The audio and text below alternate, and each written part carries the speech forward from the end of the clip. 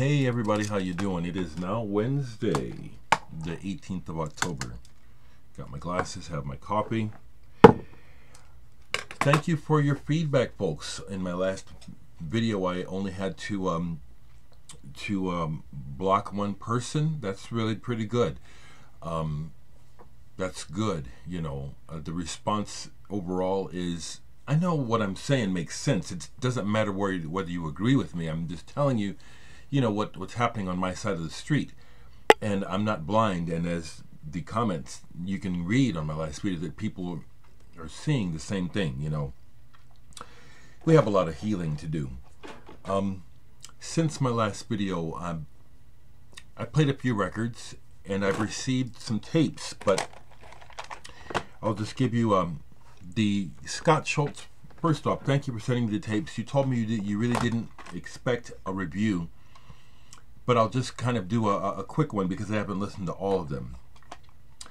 But Scott Schultz is a musician I know who's in Lincoln, Nebraska, and runs a tape label called Timbal Tapes, T-Y-M-B-A-L, Timbal Tapes. And he just sent me 3 tapes, 3 of his latest releases. One is by Macho Blush, User Guide. This is a one-person operation using real instruments, and it sounds like sounds to me like the person records stuff into a tape recorder and then manipulates the speed a little bit sometimes too. My first impression of this is that the person explains it that it's cathartic work for them. And sometimes the impression I got was that this sounds like a person trying not to lose their mind. How's that? It's like it's not just noise for noise sake. There's something going on here. It feels cathartic. It feels like this person, this woman actually, is trying to purge something through this act. Compelling for people who are interested in noise work and sound work. Timbal Tapes. Timbal Tapes is doing some interesting things. Timbal Tapes. The other one that I did listen to, because I have another CD, I have a CD by this group, and Brian Day is a mutual friend of Scott and mine. As a matter of fact, the 3 of us were in a band together, or really a collective called Platform, an improvisational platform. Many years ago we did some concerts together. But he sent me the latest thing by Bad Jazz, End Table Transmissions. And what we have here is we have 3 instrument makers, instrument builders, playing together, improvising, using their inventions. I know Brian Day pretty well, and I actually recognize the sound of his instruments. Brian has a sound. It's percussive, but it's not a typical percussive sound. So when I hear it, I know it's Brian. This actually got me listening. This is good. It sounds partially composed as well. Some pieces sound quite musical, as well as sound field. I love sound field work. Bad Jazz. The one I haven't listened to yet is Mineshaft. So I can't tell you anything about this one except that it's on Timbal Tapes. And Timbal Tapes is doing something pretty cool. Pretty cool. Life After X, the movie is being shown regionally now. It's up in South Dakota. I think it's being shown in Iowa. We'll see how it goes from there. But I have the soundtrack available. When you buy a soundtrack, I'll include one of these cards that was announcing the showings.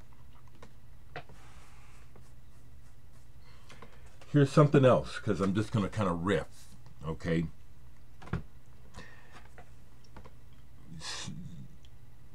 Some records that were originally released and did nothing go through a period of what they call rediscovery, and people try to re-release them with a whole new light. This is one where that happened. The Quiet World, The Road. This is a concept album that came out in the early 70s, put out by the Dawn label, that was a dud. I never heard about it when it came out. But it became collectible, or it became notable after it came to people's attention that Steve Hackett from Genesis plays guitar on this before he joined Genesis. This is one of the earliest recorded examples of Steve Hackett's guitar playing. Steve is one of my favorite guitar players. And that is the only reason why I'm keeping this. This is dreadful. This is just really, really bad. It's, that's my opinion, okay?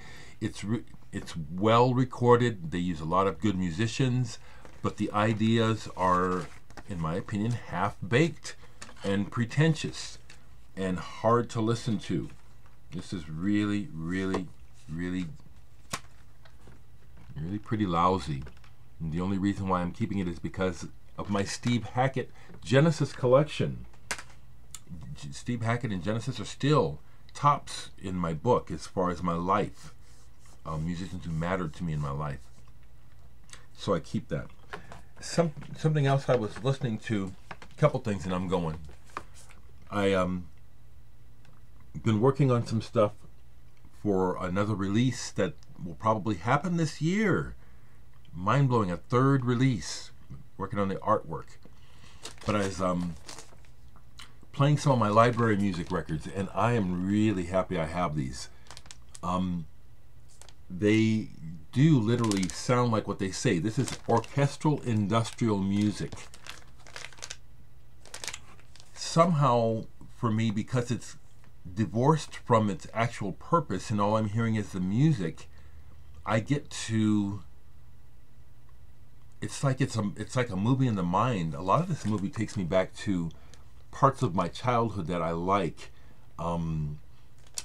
Thinking about, like, in the morning before going to school, my dad be going to work, the sun in the morning, breakfast, morning commercials, traffic on the way to school on certain days when it was neat.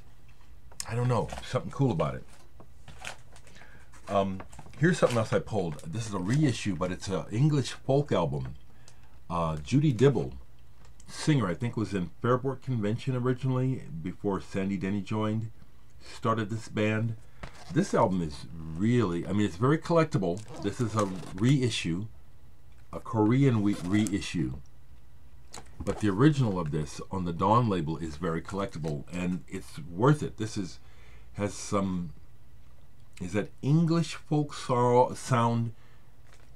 Everyone from Shirley and Dolly Collins, Ralph McTell, Sandy Denny, Bert Jansch, people like that. This fits in there, and then it also has a little bit of rock in it. But the more folky, somber tracks on here, one of my favorites is, what is it? In My Loneliness is one. Velvet to Atone. These are really haunting. Haunting is the word.